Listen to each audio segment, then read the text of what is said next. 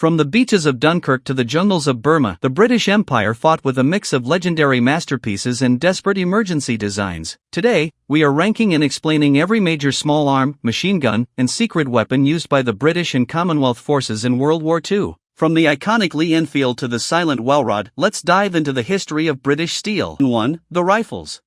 We start with the backbone of the Empire, the rifles. First, the Lee-Enfield No. 1, Mark III Star, chambered in .303 British with a 10-round magazine. This was a World War I veteran that refused to retire. Its bolt action was so smooth that trained soldiers could fire 15 aimed shots in 60 seconds, a technique known as the Mad Minute. We rank this as A tier for its legendary speed. Next is the Lee-Enfield No. 4, Mark I. This was the true standard issue rifle of World War II. It featured a new aperture peep sight, which was much faster for target acquisition in the heat of battle. It was heavier than its predecessor but much faster to manufacture in millions. This is a solid S-tier rifle. Now, the notorious No. 5 Mark I, also known as the Jungle Carbine. Designed for the thick jungles of Burma, it was shortened by 5 inches to save weight. However, it had a fatal flaw known as the Wandering Zero. The light barrel would warp under heat, making the rifle lose accuracy completely. For this reason, we rank it as C tier. For the silent killers, we have the Lisle Carbine, a heavily modified Lee-Enfield firing .45 ACP rounds through a massive integral suppressor.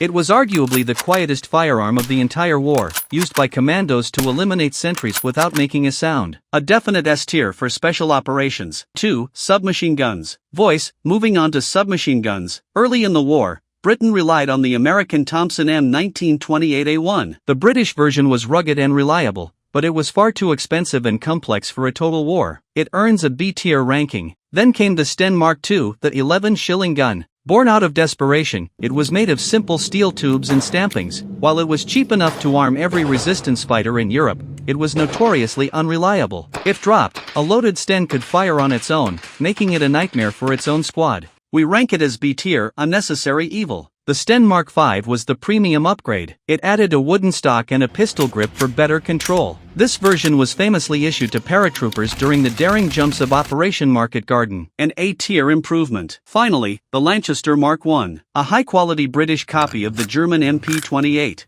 With its solid brass magazine it was too heavy for the infantry, so it was primarily used by the Royal Navy for guarding ships. 3. Machine guns. Now for the heavy hitters, the machine guns. The Bren light machine gun is a legend. Firing .303 rounds from a top-mounted 30-round magazine, it was so precise that snipers often used it. It was the heart of every British infantry section and is easily an S-tier weapon. Next is the Vickers medium machine gun. Water-cooled, belt-fed, and virtually unstoppable. In one famous engagement, a single Vickers fired 1 million rounds over 12 hours without a single mechanical failure. As long as it had water and ammo, it simply wouldn't stop. S tier for endurance. For the SAS and long-range desert group, there was the Vickers K, or VGO. Originally an aircraft gun with a massive 950 rounds per minute fire rate, the SAS mounted these in pairs on jeeps to devastate German airfields in North Africa. 4. Sidearms, pistols. In the mud of the trenches, sidearms were the last line of defense. The Webley Mark VI was a massive .455 caliber revolver. While slow to reload,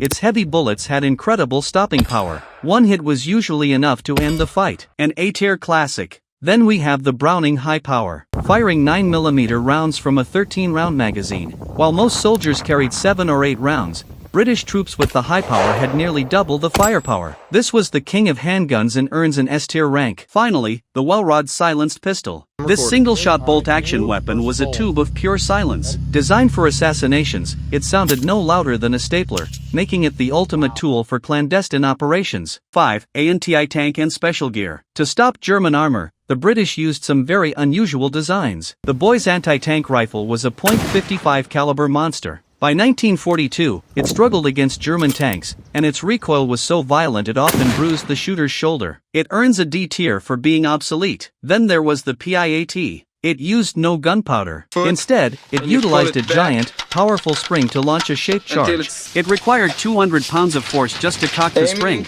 but it was silent, with no muzzle flash to give away the soldier's position. A clever A-tier tank killer. Lastly, the Fairbairn-Sykes Dagger. Not a tool, but a pure killing instrument designed for commandos to pierce thick winter coats and reach vital organs in silence. Voice. From the precision of the Lee-Enfield to the crude steel of the Sten, the British arsenal was built by a nation that refused to surrender. Whether it was the Bren's reliability or the Welrod's silence, these weapons shaped the history of the world. Which one would you trust your life with? Let us know in the comments. Don't forget to subscribe to Military Recon Intel for more deep dives into history. Every machine explained. See you in the next one.